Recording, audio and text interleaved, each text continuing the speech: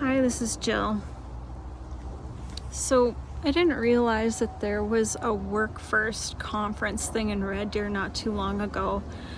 And had I known, I would have tried my best to sneak in as a panel presentation person, but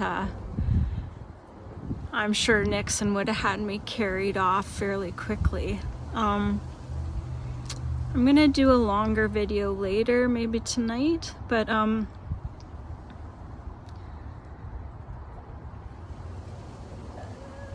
stand to be corrected, but I'm gonna look through the plenary and that and what the speakers had to say, and I've said this before, all of this stuff and supported employment stuff has been around since the 90s. I mean, I attended a conference in Calgary oh God, that was 100 years ago. It was I want to say it was 2002 or 2003.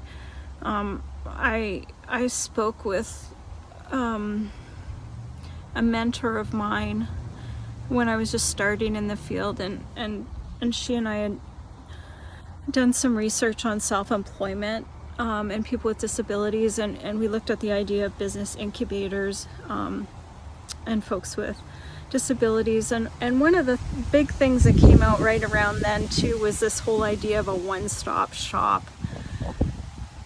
situation for employment, which really wasn't new, but I just find it so funny, the Government of Alberta, that idea at the time. I think I'll have to look back to make sure, but it had come out of the States actually, and maybe even Australia, but the States for sure 10 years prior to that, and Alberta, when they bring something out that's been around for 10 years, it's all of a sudden something new and innovative. And I was reading some of the comments, and some of these very, very, very high paid government staff that have been hired to facilitate all this employment stuff, people that are making now $175,000 a year to oversee not the cuts to the folks who are on age, they're not the ones implementing the cuts, but they're the ones saying, welcome to employment heaven.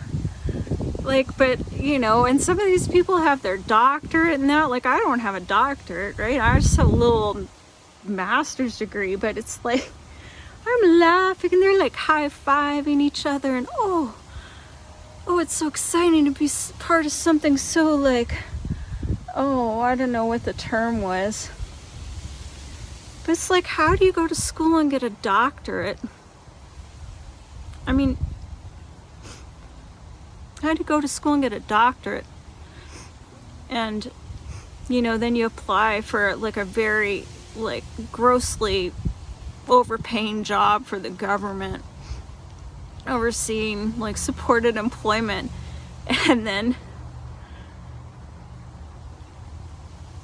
these folks have the audacity to be pumping all this garbage up. I know that's their job, but it's do any of them have a loved one in their life who's going to be personally impacted by the cuts to AISH? And if you're telling me you have a doctorate and you don't know that this stuff's been around for I don't know how old these folks are, but for 30, 35, 40 years, then we're in some big trouble here. And yeah, are people going to be excited to be plenary, to be panel speakers at an event put on by their funder?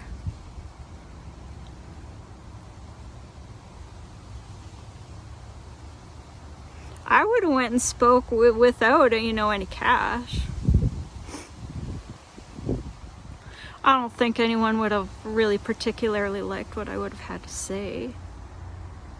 And I found it interesting that LifeMark is one of the agencies that's doing supported employment supports, and I'll have to read it a little bit better what they're actually doing in terms of their component, because I don't want to misspeak and I want to critique appropriately. But LifeMark those are the folks that the UCP that the government hires out to put the nails to their own employees.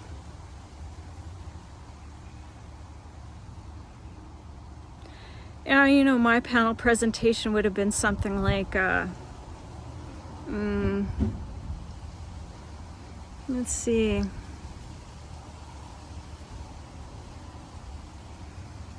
I don't know. I need some time to think about it.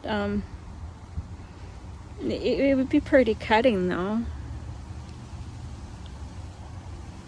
I'd want some good data, and I know there is data to be had, but I mean, somebody at one of the news conferences coming up for this garbage needs to ask Jason Nixon about employment within the public service and how do they provide an example themselves of what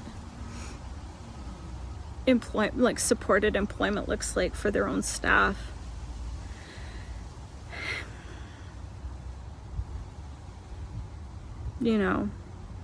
Then they're going to roll out the disability advocate, whom I've not met. I would like to meet him one day. But when I first, the disability advocate, when I first learned about him, it was before he got the job, and it was when he got his law degree. And I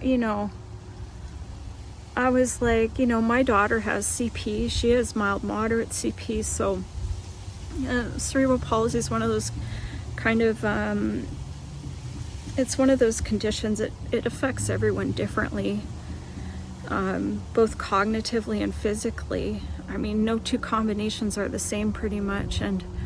But when he got his law degree, I thought that was pretty impressive, and I do think it's impressive, but I am pretty 0% impressed by anything he's done since then in terms of the disability advocate role. Okay, I better cut this short because I'm going on a rant.